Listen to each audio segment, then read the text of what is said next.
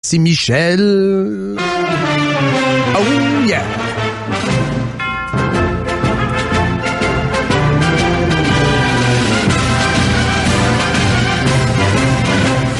Salut Michel, bon jeudi. Bon jeudi à toi-même. Merci d'être avec nous exceptionnellement ce matin. C'est très gros. On s'est parlé hier soir et t'avais pas pris connaissance, je pense, de l'ampleur des révélations. Puis je veux t'entendre ce matin sur ce qu'on a entendu hier de la bouche de l'ex-ministre Raybould. Toute une saga, Dominique. Vous vous rendez compte que cette histoire-là court, domine la manchette dans les journaux anglophones particulièrement depuis 3 semaines. Et hier, on a eu ce témoignage exceptionnel d'une ex-procureure du Canada, ex-ministre de la Justice, démise de ses fonctions, virée au ministère des Anciens combattants. Elle avait un texte documenté. N'oublions pas que c'est une procureure, une ex-procureure dans la pratique privée. N'oublions pas que c'est une avocate.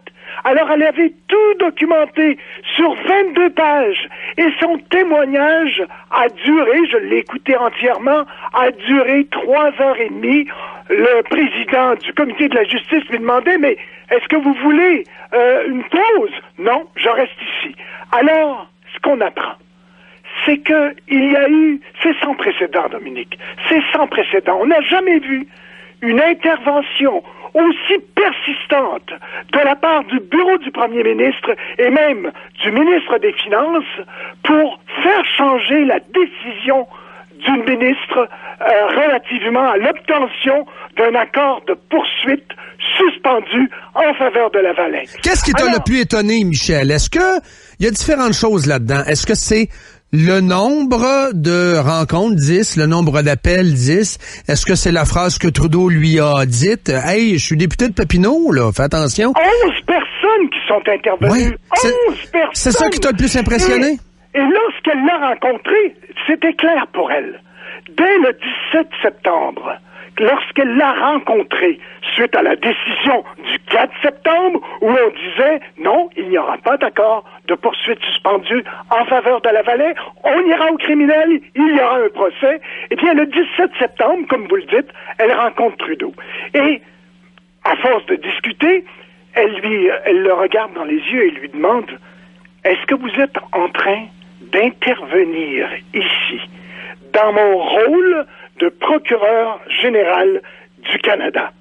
Et elle continue en disant, je pense que non. En voulant dire, si vous voulez me passer un message, là, il est passé, je l'ai compris, et je ne changerai pas d'opinion. Et là, on a vu, dès 2 jours plus tard, 2 jours après le 4 septembre, les gens du ministre Morneau sont déjà à ses trousses, parle déjà à son chef de cabinet pour lui dire il faut trouver une solution. Et là, ça va culminer comme ça.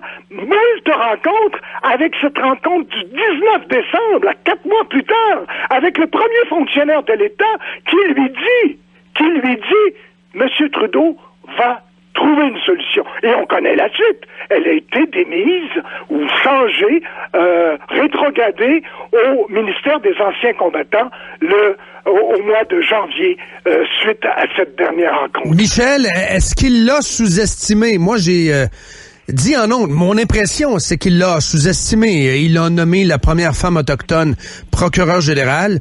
Il s'est sûrement dit, regarde, elle est tellement redevable à mon endroit, elle est tellement contente, elle est tellement...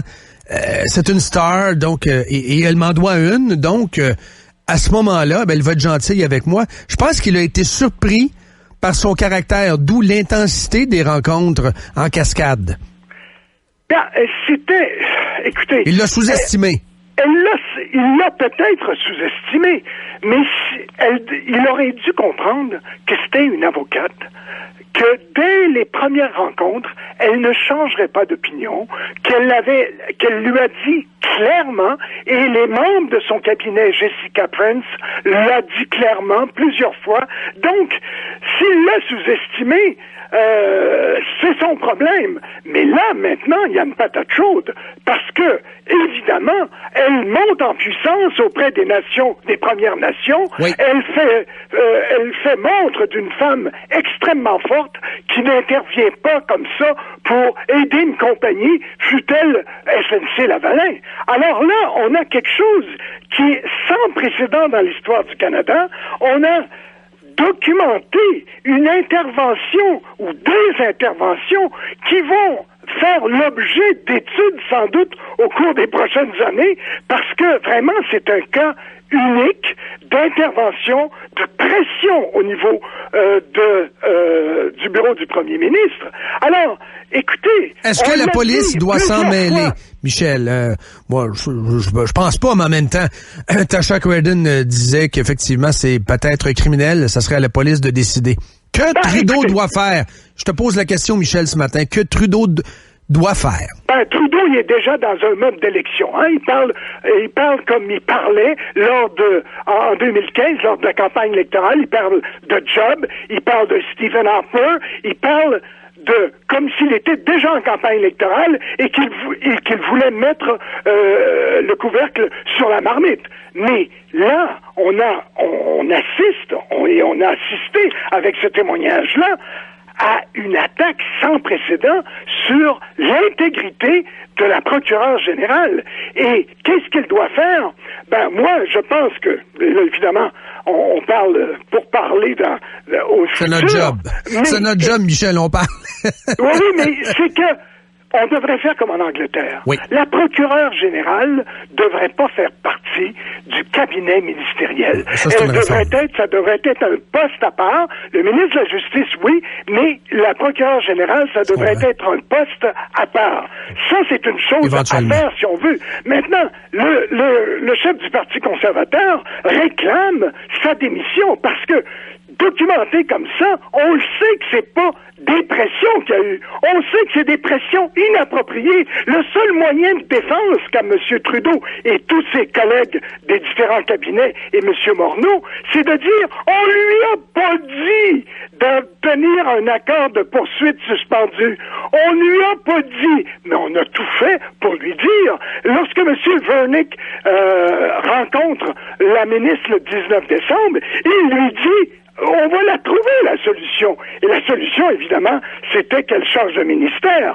Donc, là, les libéraux, les conservateurs et le NPD réclament, bien sûr, tous les deux, une enquête avec la comparution du premier ministre lui-même, avec la comparution de tous ceux qui ont été interpellés dans ce dossier-là pour qu'on pose des questions davantage. Mais le dossier est déjà étalé sur la place publique comme il ne l'a jamais été. Michel, le Globe ce matin, à mon avis, est encore le plus sur la coche.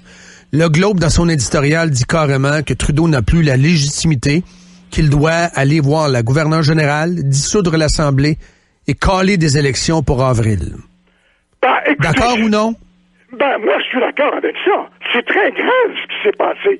Même si on lui a pas dit spécifiquement, c'était des menaces voilées constamment pour lui dire, t'es en dehors. On lui a dit, par exemple, va chercher un avis extérieur. Qu'est-ce que ça veut dire? Ça veut dire que ce que tu as pris comme décision n'est pas la bonne décision. Et elle en a payé le prix 2 fois plutôt qu'une. Elle a été changée et mutée de ministère et elle a dû démissionner parce que M. Trudeau lui prêtait des intentions de solidarité avec le cabinet. Michel, au plaisir. On se reparle. Passe un beau week-end. On se reparle lundi, assurément. Merci. Au revoir. Merci, Bob.